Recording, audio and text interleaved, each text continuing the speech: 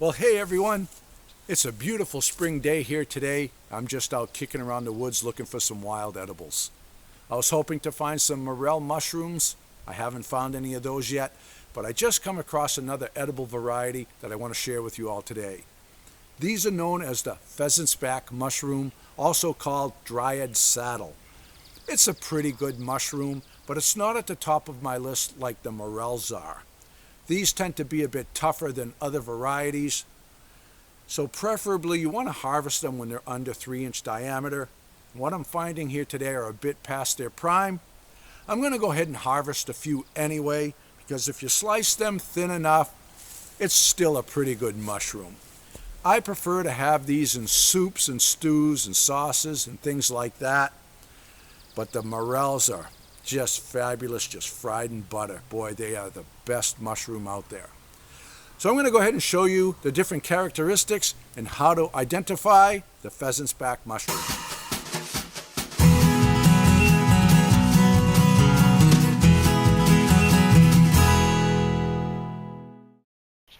Now here's some really nice specimens right here. You see how the mushroom here resembles the feathers on the back of a pheasant, a hen pheasant. That's why they call it Pheasant Back, of course.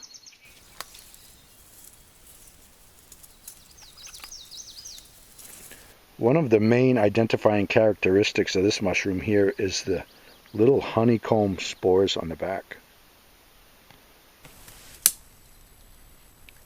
While most mushrooms have a mushroom or an earth type smell to it, the Pheasant's Back smells just like when you're slicing open a watermelon. It's got that watermelon rind odor to it. No mistake in this one. This size and smaller is considered perfect. This is plenty edible, it'll be just fine, but the larger you get, the more fibrous they are, you got a lot more to chew on. I don't have much to harvest here, not much to pick from, so beggars can't be choosy. I'm going to take about 80% of these, leave the rest, head on over to the Fiddlehead patch and see if there's anything left to pick.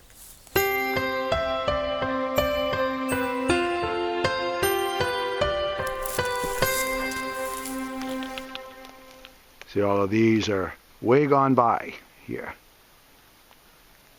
Now these here, even though the heads are still fairly tightly curled, these are past their prime.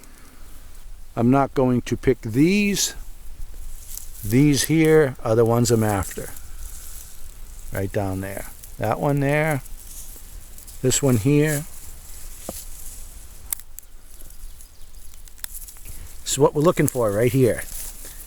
Nice and low to the ground. Nice curls. See? These are perfect. Now a few of the characteristics you want to watch for. It has this little brown papery husk right in the center of the disc, kind of similar to a brown paper grocery bag, and it comes right off very easy. The heads are the size of a quarter to a half a dollar, and the stem has a very deep V in it, much like a stalk of celery has. If you have those three characteristics, you found yourself the ostrich fern. Now here are some others for future reference. They're tightly curled in a fiddle style head. They are covered with white fuzz. The stem does not have the deep V. These you want to avoid. Oh, there's some more birch bark. Another little piece over there. Yeah, I'll take it. So I was over here picking up some of this birch bark that had been scattered by the wind. This is the really papery stuff that works great for fire starter. I see there's an elm tree, and I'm looking at the base looking for morel mushrooms, and then here we go, some more Pheasants Back. Look at that. So here we can get a really good shot of underneath. See, it usually has about a 2.5 inch stem like that. There, look at that. It's a really good example. More little gifts from Mother Nature this morning. I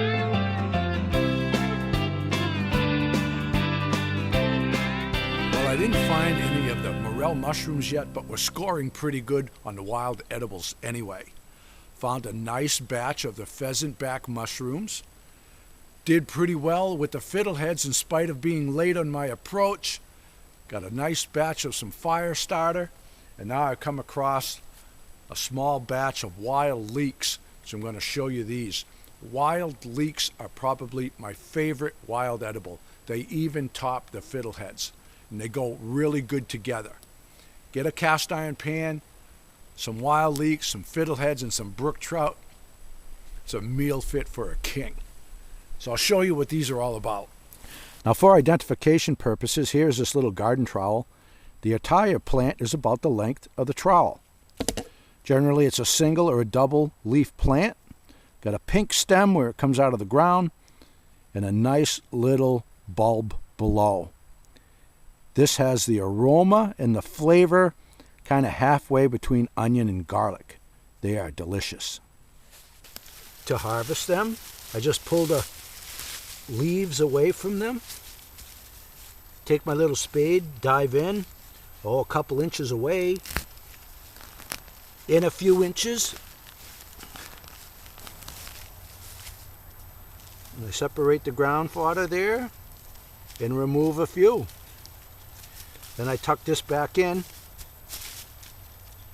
and that's what I want right there. These here, this is a nice find. The aroma is much like the flavor.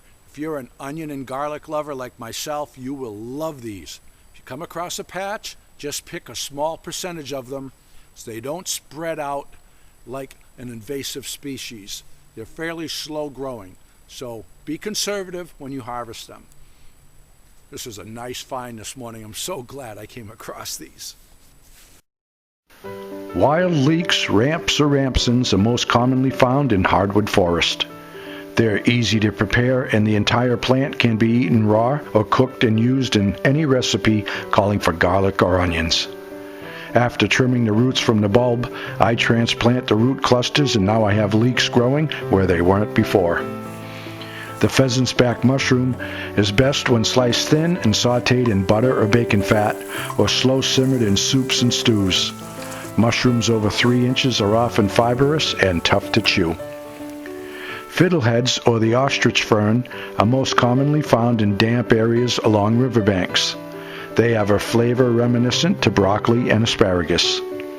It's best to harvest them before the plant reaches 5 inches tall, and cooking them thoroughly is strongly recommended.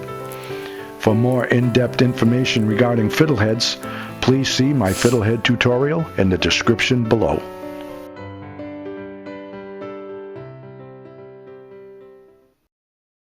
Well, folks, I hope you found this information to be beneficial.